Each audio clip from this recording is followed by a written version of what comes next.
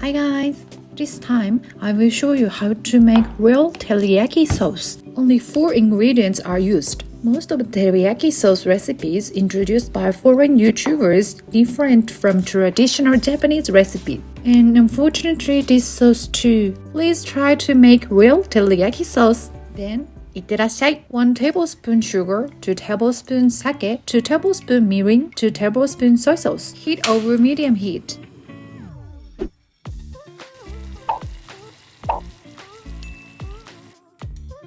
When the bubbles become larger when mixed, it is a signal that the mixture is getting thicker.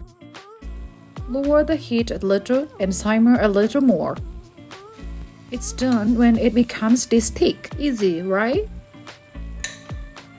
If you pour this sauce on meat or fish, you can make anything into teriyaki.